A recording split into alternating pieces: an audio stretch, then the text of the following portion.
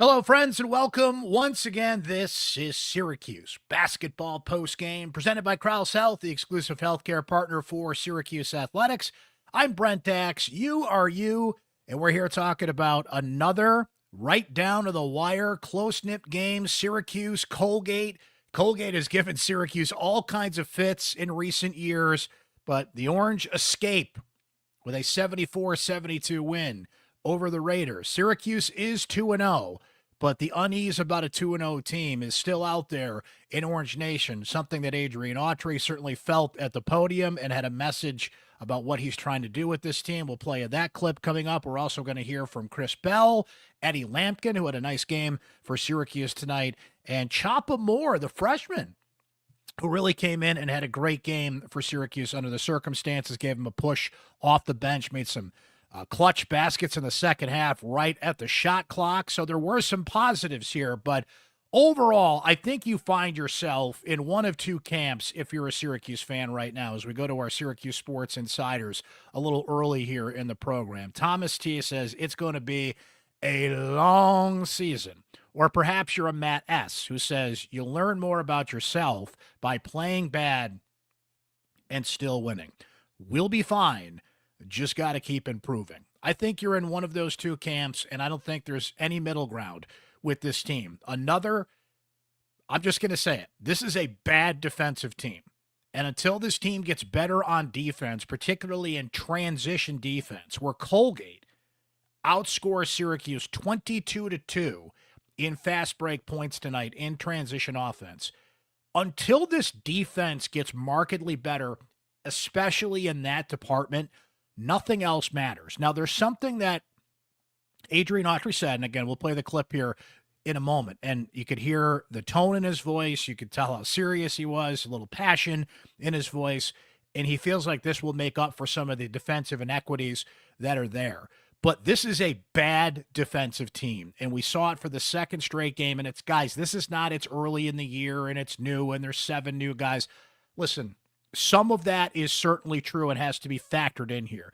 But a lot of what they're missing on defense is just effort. It's just you're running down the court. And look, there was a guy for Colgate tonight who nobody could guard. And shout out to Jalen Cox, who had a terrific game for Colgate. 21 points, 9 of 20 shooting.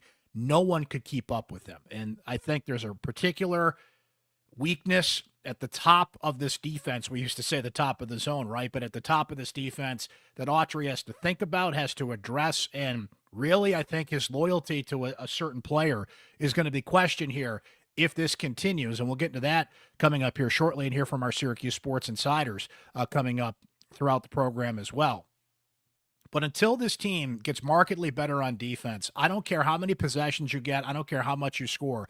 They're going to struggle. They struggled with a team that just joined Division I basketball 5 minutes ago in Moyne. And you say, oh, that's the first game and all the new guys, and you can pile up all the excuses. There's better players at Division I basketball.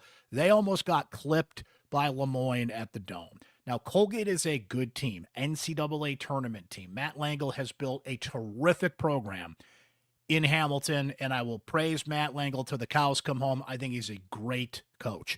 This was the weakest of the teams that Matt Langle has brought in. Still some good players out there, don't get me wrong. I mean, we mentioned Cox at 21 points. They had a center out there tonight that really gave Eddie Lampkin a heck of a time in Woodward, who's a good player. There are good players on this team, but Colgate almost beat Syracuse for the second time in the last 4 years. And I know Colgate's been a thorn in their side here, but listen to the conversation we're having here, guys. Moyne, Colgate. Syracuse beat by a combined 6 points. I don't care how many new guys you got. That is not the orange standard that Adrian Autry is trying to put out there. So you can balance that. We have to be fair about certain things that are happening early in the season, assess it fairly, get the insight from the players and coaches. But I know what I see, or better yet, I know what I don't see right now. And as you guys know, I was very high on this team. I'm not bailing on that yet. I'm not going to do that before Thanksgiving, but I know what my eyes see, and I know what kind of team I see. And this is a team that is not NCAA tournament worthy. I mean, you struggled against Moyne and Colgate. Guys, they play Texas in 9 days. They play Tennessee before you know it, a team that's in the top 12 in the country right now. If you're struggling this much at this point in the games when you're supposed to be making progress and handling your business, what are you going to do against ranked teams that are in big boy conferences that are better than you? And you have to pile up non-conference wins in this day and age. I actually asked Adrian Autry about this at his press conference, and not to, I should tell you guys about it here, certainly. You'll read about it tomorrow a little bit, but I'll tell you what he said. Just give me 1 sec here, and I'll find that for you. I don't have the audio or the video. I'm going to play a video from Autry here in just a second here, but I just want to quote him accurately when he said, so I asked Autry about, because he emphasized this is a growing team and there's a lot of new things, and that's true, but we're also in an era in college basketball when non-conference wins matter, and you have to make a team better faster. How do you coach that? How do you approach that? Is there a cheat code for this, right? His quote was, we're growing. I'm growing as well with this team, trying to figure out what's the best unit, what are the best combinations. That's just being honest. We have a lot of good players. The pieces all fit. We still haven't shot the way we can. I know we can play better than what we are right now. True, but these are the games when you're supposed to find those combinations, the light bulbs come on, and you're going into playing teams like Texas, who got votes in the AP poll, Texas Tech, Tennessee, important non-conference games. Syracuse got one tonight against Colgate, right? Colgate is a team, we'll see what their net ranking ends up being going forward here, but this is a team that has won their league and has gone to the NCAA tournament at the end of the road, is a good win for Syracuse. But the margin of error is so thin. It's 3 or 4 wins that separated Syracuse from being in contention for the tournament last year. It was a 20-win team last year. They are nowhere near ready to play teams like that. Nowhere near ready. Texas is in 9 days, guys. 9 days. What can you do between now and then to be a competent defensive team? And see, defense is one of those things. Look, they're flat-footed. They watch the ball. They don't close out. They get killed on screens. Like, this is just basic 101 stuff at this point of the season. And I get it's early, but defense is will. It's hustle. It's go get number 5 and make sure he doesn't get by you. You saw it tonight with Cox. You saw it with Moyne blowing by Syracuse, just right by. They can't keep anybody in front of them. So I'll play the clip from Autry and we'll react to it here. But to me, nothing else matters until you can fix the leak in the dam. And this is a leaky team on defense that's in a lot of trouble in that department. But let us be fair here, and then we'll give you some numbers and some reaction from our Syracuse Sports Insiders as we go along here. Here's what Adrian Autry said. Okay, I want you guys to listen to this in a point he was making about what he's trying to build with this team. Here is a little bit of his opening statement at his press conference. Coming into this game, we knew this was going to be a tough game. That's a program. Forget about who the people that they lost. That guy has a winning program here, right? And so that was a game that we expected to have. I thought, we got a lead and then we just took some terrible shots and got it away. That got away from us. I took Eddie out and we just lost the lead. That can't happen. But the one thing I'll say is, for everyone, we are playing at a higher pace than people have seen in a long time here, right? 20 more possessions than what we've normally played. So the 60s, that's going to be very tough to do, right?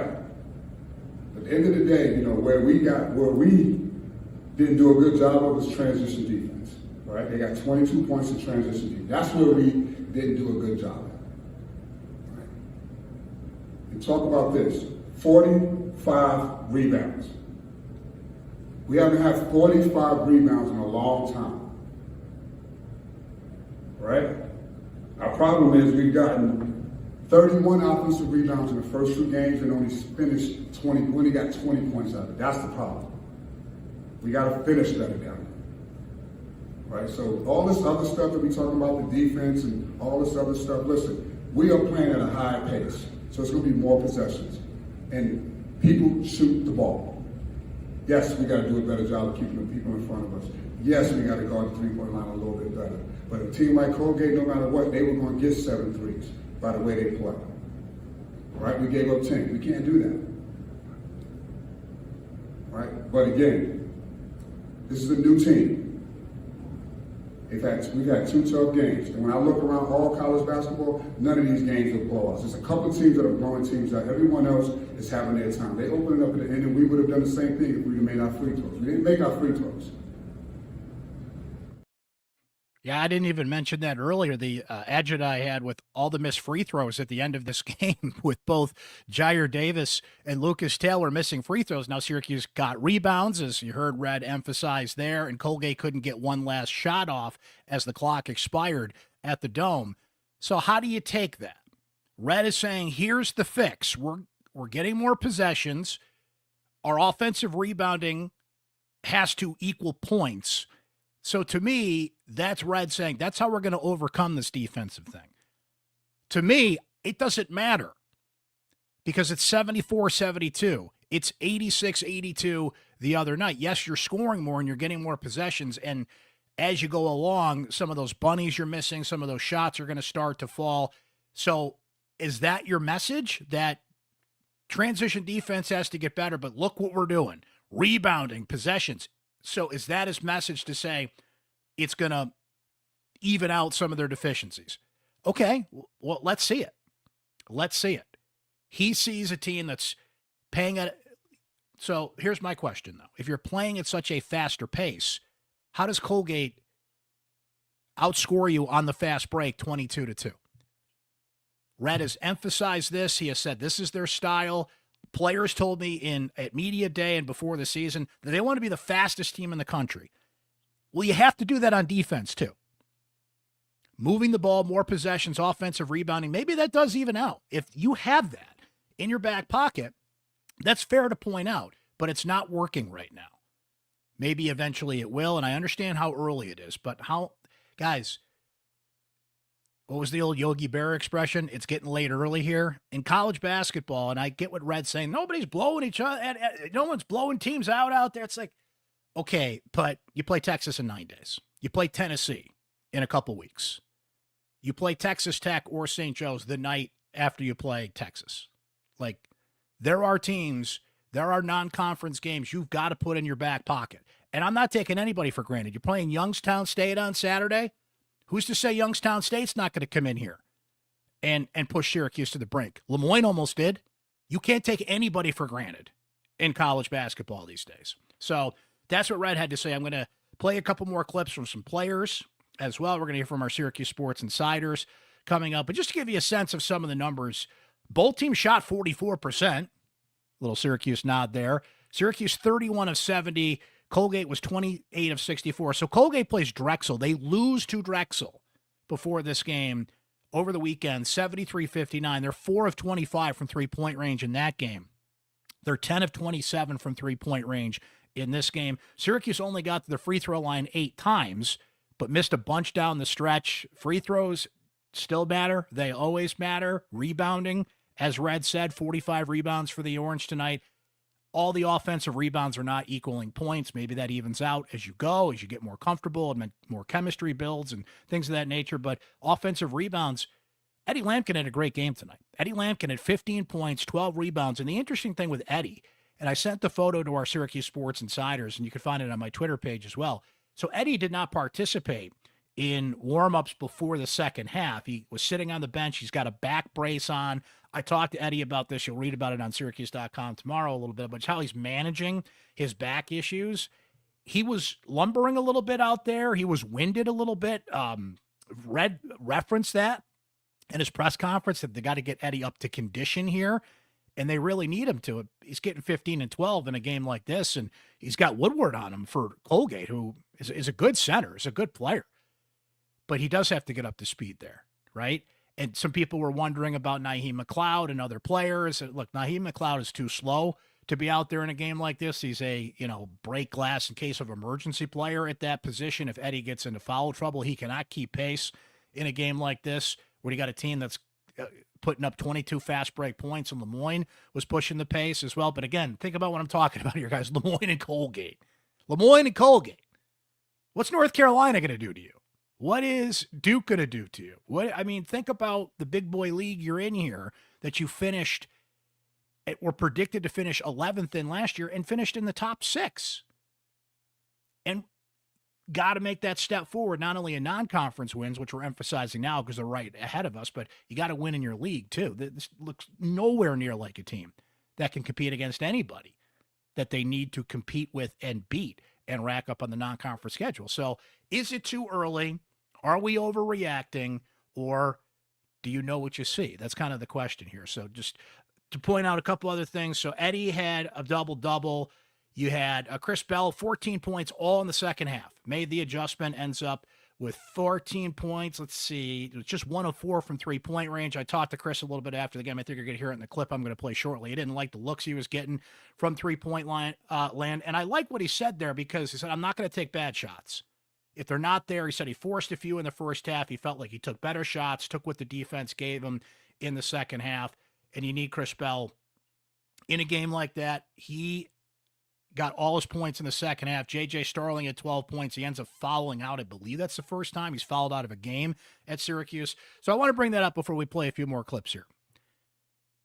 What Autry has really got to think about this year, and it's funny because when I was talking about the football team, I think they've got to make a change on the offensive line with Darius Weatherspoon. And I know Weatherspoon is hurt. He's got a shoulder injury, but you either play a guy, it's the old adage, are you hurt or are you injured, right? If you're hurt, I got to take you out. If you're in, or is it the other way around? If you're hurt, you could play. If you're injured, I got to take you out, right? How much slack do you give Jquan Carlos at the point guard position? And I like Jquan. He's a good kid. I enjoy talking to him after the games. He has a real grounded perspective. He was pretty honest about some issues he had guarding Cox tonight for Colgate. But, man, he is a liability on defense. You have players that are just blazing by him. I have to tell you, too, guys, J.J. Starling's going to play. J.J. Starling should play. He's a veteran. But where should he play? I think it's a question now. At the 1 or the 2, because JJ's not good defensively either. I'm not giving anybody props on defense at this point, short of moments where we see it. So you don't have the zone anymore, but the top of this defense is weak. So I think as we go here, how much does Kyle Cuff get in there? And guys, he exists. He's real. And I have proof.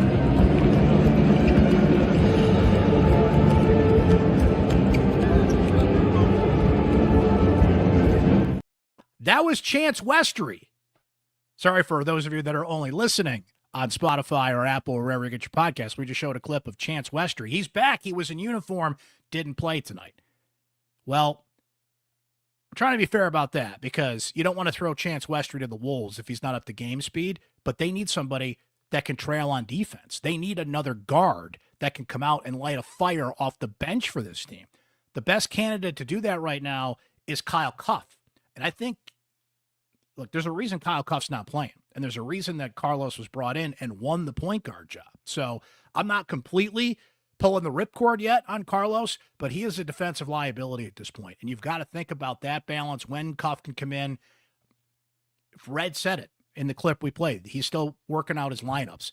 You just don't have enough time to do that. You've got to find the best lineup, go with it, and try to make a change when you can. But you can't experiment when you're beating Moyne by 4 points and Colgate by 2. You have to accelerate that process. You wish there was a cheat code, but look, I'm sorry. That's college basketball today. The portal era, NIL, you got it. You have to find the answers quicker.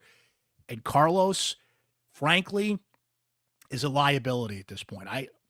That's on me. I completely overreacted in what I saw in exhibition play. I still think he can play a role on this team. But to just be the guy, Judah Mintz was a different kind of point guard. He was just a better player, got to the free throw line a lot, generated a lot of offense. Carlos, I still think, is great at finding the open guy. He actually hit a 3 tonight. He can push the ball. The skills that he has are, in theory, what Syracuse wants to do, what Red was talking about, right?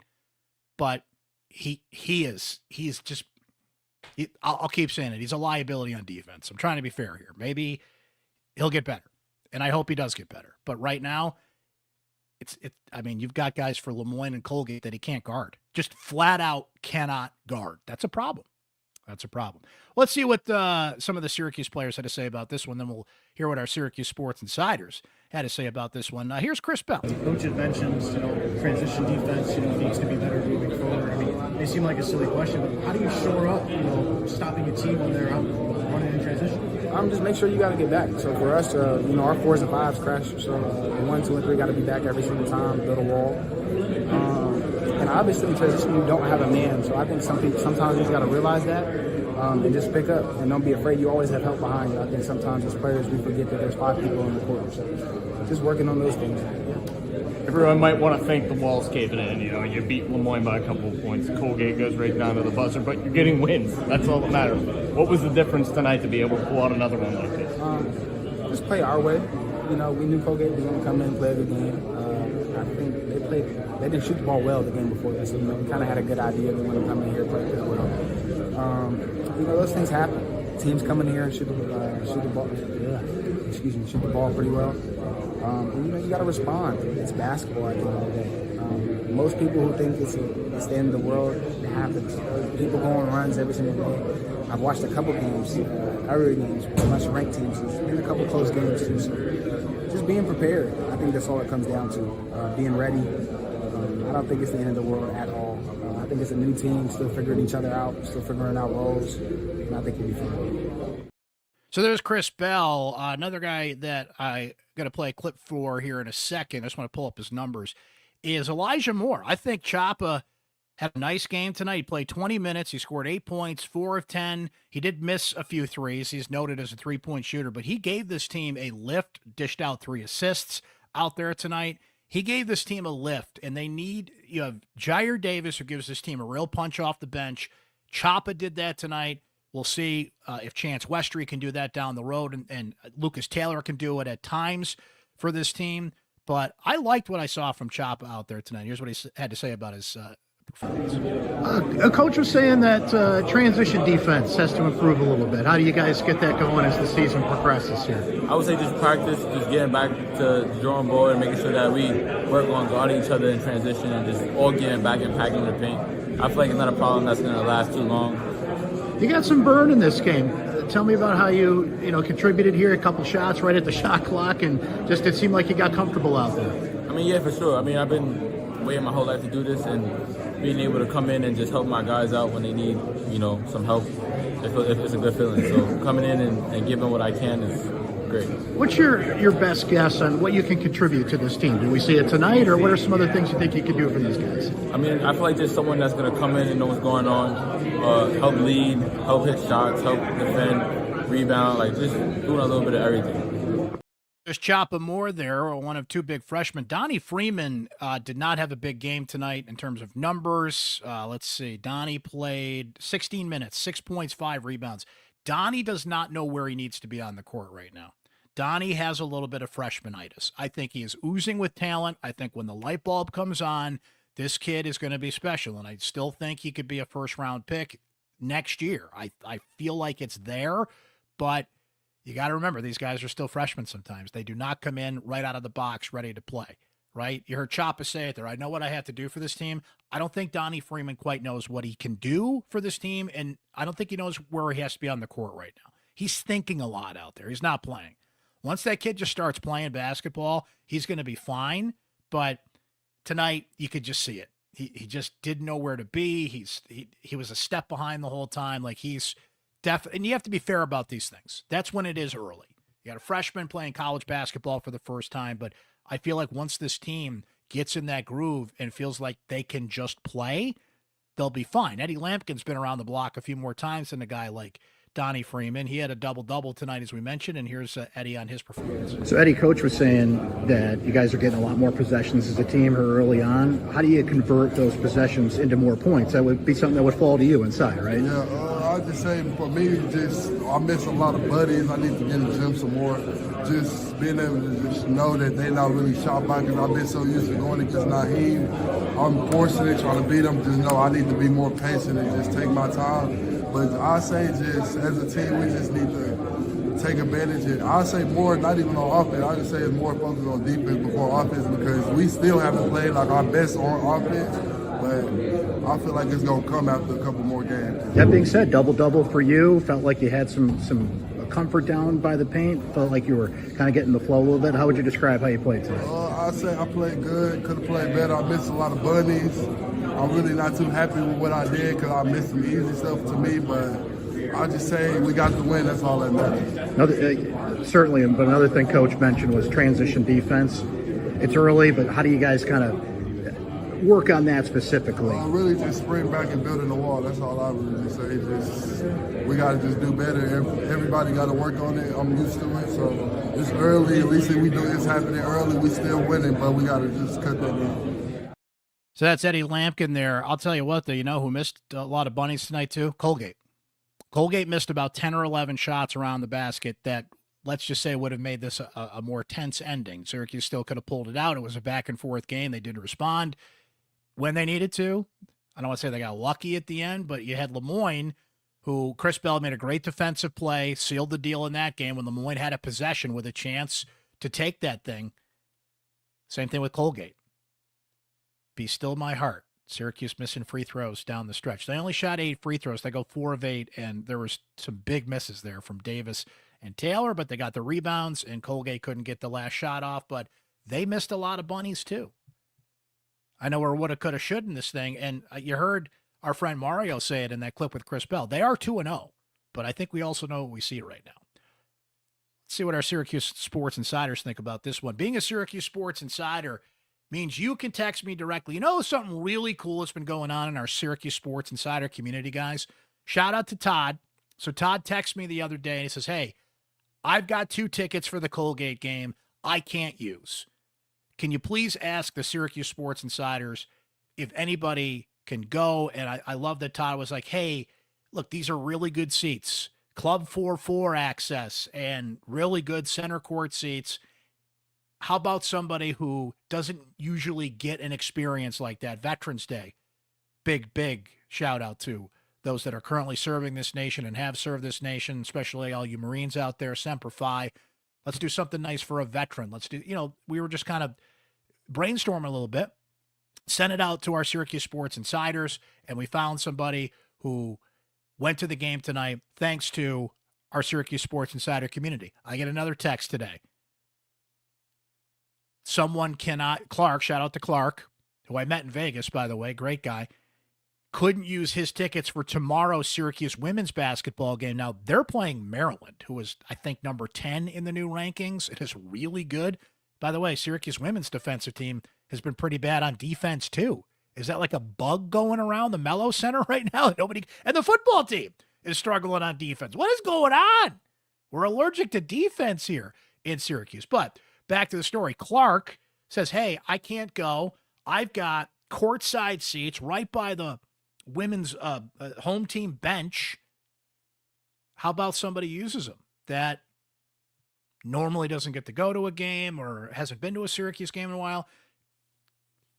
Shout out to Scott, who's going to go. He's going to bring his 9-year-old how cool is that? You're 9 years old sitting right there basically coaching the game with Coach Jack.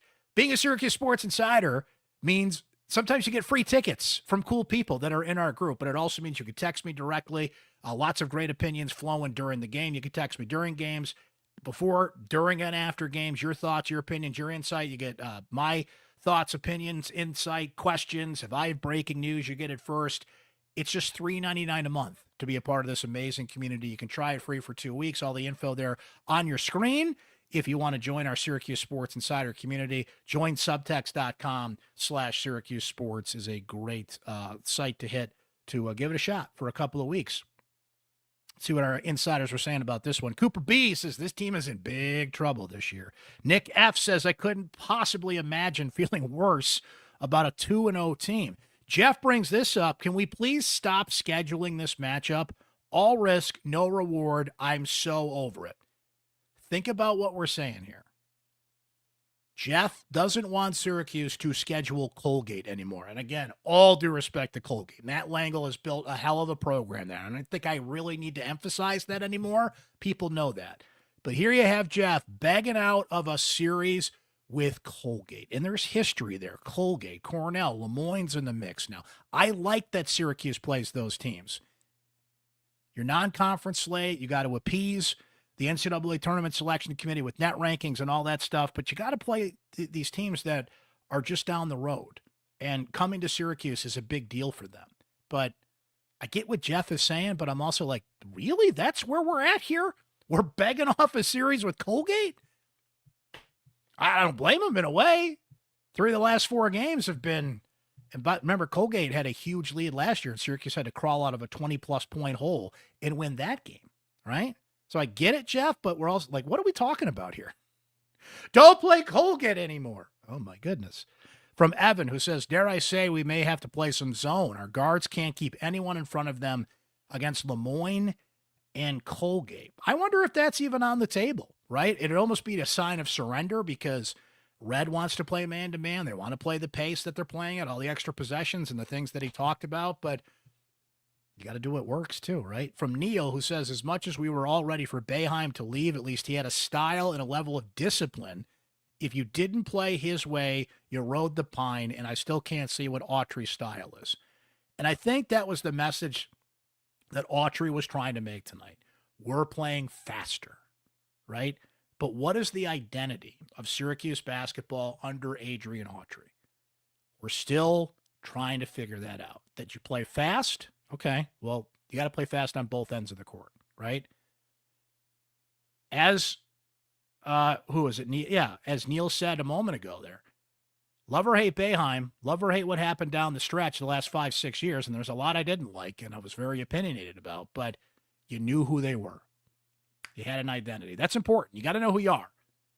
If you're trying to figure that out in the intense scrutiny in college basketball today with having to win games early and pile up some non-conference wins, that's not a good mix. So I think that's a fair point.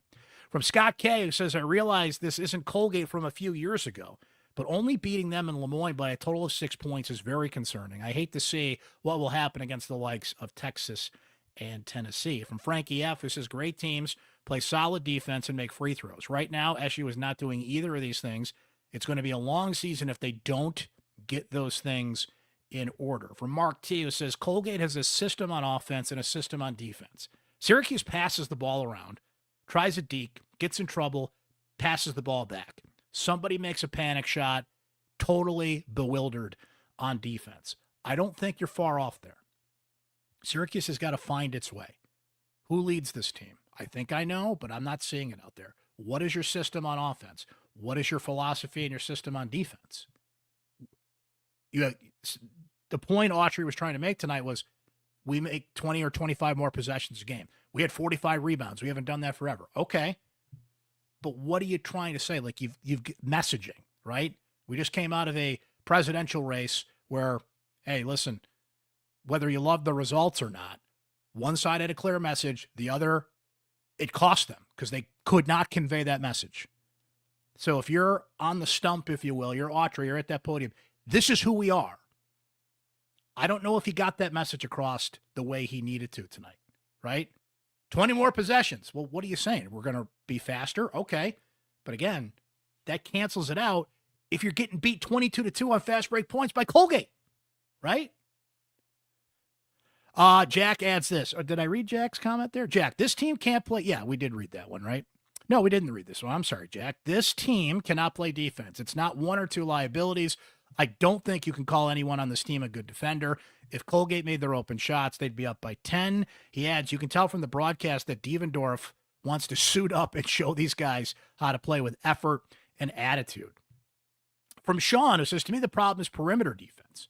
Instead of leaving your feet and allowing the sidestep 3, close out under control. They need to learn how to defend ball screens. A couple more here from Jeff N., who says this team has a long way to go defensively. Too many easy buckets at the rim, as Devo noted. There's somebody else who watched the broadcast, and Eric Devendorf's been doing a great job on those. And they need to improve their flow and see who is the go-to guy at the end. And Jim B. says this defense is not existent. It's not like Lemoyne and Colgate ran complicated offense. It was basically picks or just blow by the defender. That is a great point.